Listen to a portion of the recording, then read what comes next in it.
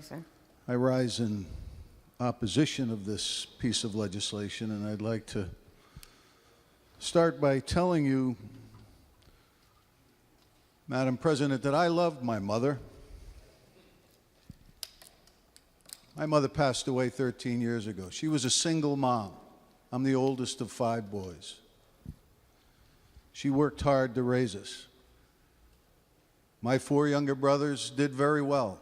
Was a career Army officer, an auditor, partner for a large accounting firm, vice president of a fulfillment company, and an executive in a retail operation. And then there was me. And she always used to say, "Paul, when are you going to get a real job?" Because I love the restaurant business. I love the juice. I love the feel of it.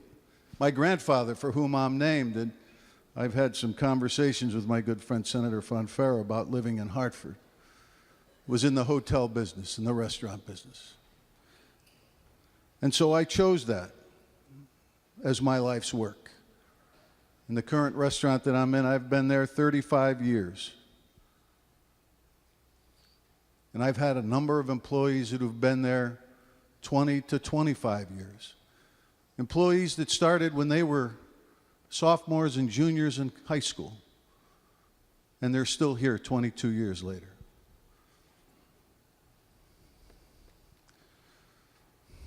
We work hard, and restaurants get picked on. We get chosen to be taxed extra. We get called low-wage jobs. We get called second-class citizens, but we have, in the restaurant that I have, single moms that because of their work in our restaurant, they own homes and they own cars. And they work and they're happy to come in, and their family. And my customers that come in are their customers who come in. And they're their family. And it's part of the restaurant. And my restaurant is not unique. Formica doesn't have the magic bullet on restaurant operations or retail operations. My business is indicative of the many hundreds and thousands of businesses across our state. Small business provides 80% of the jobs in this country. Small business, not big business. And we do that not because we mistreat people, and the extreme examples that we heard today are horrific, but I'm sure that we can get into extreme examples in any walk of life. There are going to be people that are bad apples. But that's not who this bill targets. This bill targets everybody. And I'm not sure how these businesses were chosen in this bill. Restaurants, I guess restaurants are an easy target. But people make a lot of money in restaurants.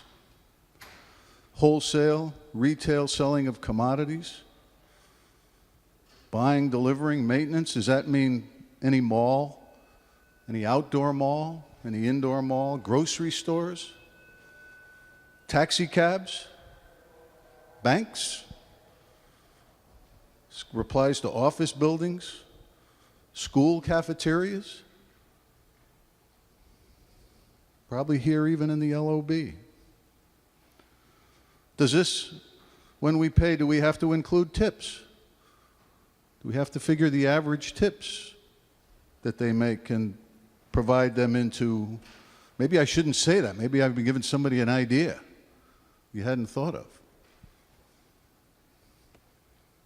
But we do a schedule in our business on Saturday for the following week, Monday to Sunday. We don't know what the weather's going to be. We don't know what the situation's going to be. And I'll give you an example. Many of you remember what happened the first week in January here. Right? 2 degrees, 5 degrees, snow, flights canceled, jobs canceled. We had our schedule up. I had to buy food in case somebody came in.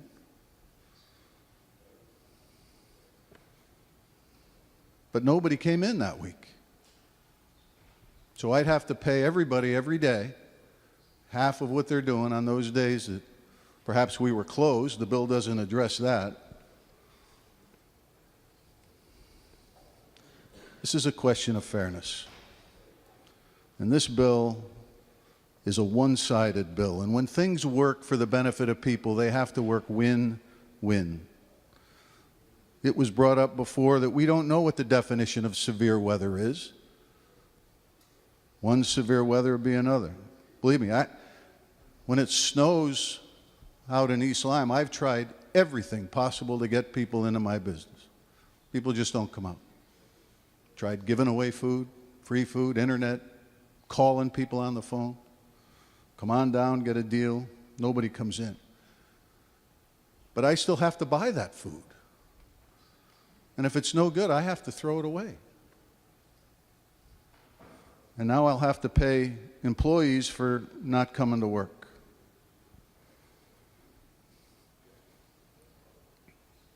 You know, if I gross, for example, $2,000 in a day, and I pay my employees out of that, and I have to pay my mortgage, my electricity, my lights, propane, heat, insurance.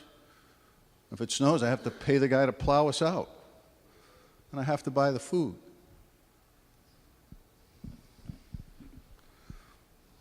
If nobody comes in that day and I have to cancel the staff, I don't have any money.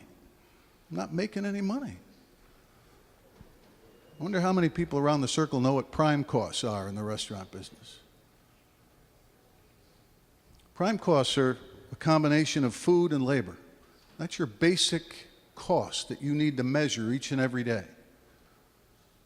And you have to be within a certain parameter, or else I'm not going to be open next week or next year to be able to provide these jobs that I provided, these thousands of jobs for 35 years. Through recessions. When we were losing money in that Great Recession, my employees got paid. There were months I didn't get paid. January, every year. I've been there. This is my 35th January. I have not made money in one January that we're there. But all my staff did. They all worked. Because I took a risk, and I appreciated what they did, and I gave them the opportunity to work, and in return, they worked hard. And they work hard each and every day. I pay them health care, they're eligible, sick leave, paid vacations, bereavement pay. Those are benefits that I pay. Because in deference to my mom, I tried to make this a real job. I tried to make this a real job. If my waiter has a young child that's in nursery school or kindergarten and has a little show, we make sure that they get to that show, or a Little League game, or a band concert, because we work together. Everybody gets 2 days off in my restaurant, unless we have an extra catering job or something. But everybody gets 2 days off, and everybody's trained, and everybody gets vacation. Everybody gets to go do these things for family, because we've provided an opportunity that small businesses around the state of Connecticut provide each and every day. That's an opportunity not only to work, but to participate in a career that's fulfilling, makes you feel good, makes others feel good, and people smile when they come into our restaurant. And hopefully they smile when they leave. And it's not just because of what Formica does. It's because of all the 43 employees that I have each and every day work there. So in my mind, I appreciate the passion where this bill comes from, but I think it's completely unnecessary. And we talk about rain. It doesn't talk about rain as not severe weather that poses a threat to employee safety, but I have 10 tables on a deck. People sit out there. They eat. They're not going to sit out there in rain. And so do I need 2 waitresses? Do I need a bus person? I guess I'd have to pay them under this bill if it rained.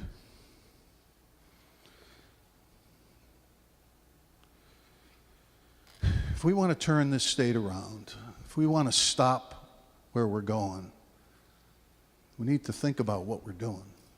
And we need to think about win-win. Not win-lose or lose-win, win-win. And that is, how can we help employers each and every day continue their fight, Senator Minor put it, to put the key in the door every day, to manage their way through January storms or recessions or rain or just the good times. You know, there's a lot of things in this bill. Every written notice, it lists all the names in Section 3 of the occupations that would apply.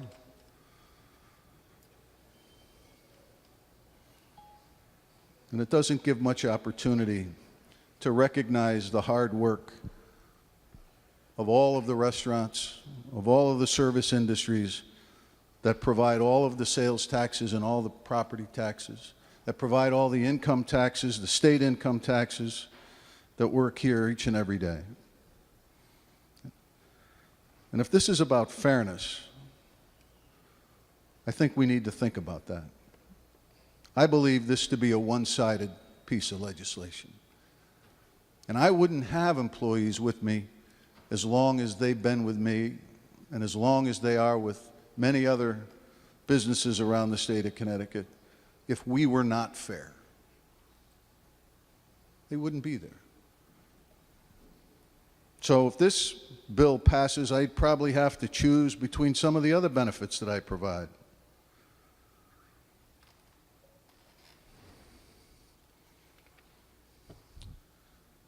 It's 11 o'clock at night, and we're debating this.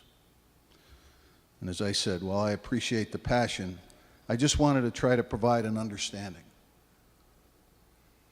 of what a real job is. These restaurants are real jobs. It's hard work. We have fish cutters that get there at 7 in the morning. We close at 10 o'clock, 11 o'clock at night. It's hard work. People get paid well. This is not minimum wage jobs that work in the kitchen behind the line or minimum wage jobs that cut our fish. So to paint with such a broad brush, I think, is a disservice to the great businesses in this state. And if we want to try to bring retail back, we got to figure out how to manage our economy in this internet age, because that's really what the threat is. People are buying online. Brick and mortar stores are going to be fewer and fewer. You heard Senator McLaughlin read off the list. So, Madam President, I appreciate the opportunity to tell a little bit about the story, more so about how to tell you how much I love my mom and how much I respected her and how much I stand here saying that, yeah, restaurants, those are real jobs with real pay and respect. And I'll close, Madam President, by saying that I had a wise man tell me before I went into business that everybody worked 9 to 5. That's what it was those days, probably longer now. But if you wanted to stay even with the world, that's what you had to work. But if you wanted to get ahead, it was before what you did before 9 and after 5 that would count. And I think that's what we have to teach today. When I have young kids in the high school behind me that work for me, they get paid. We teach them how to work. We teach them how to work. They learn how to work on the job while they're being paid.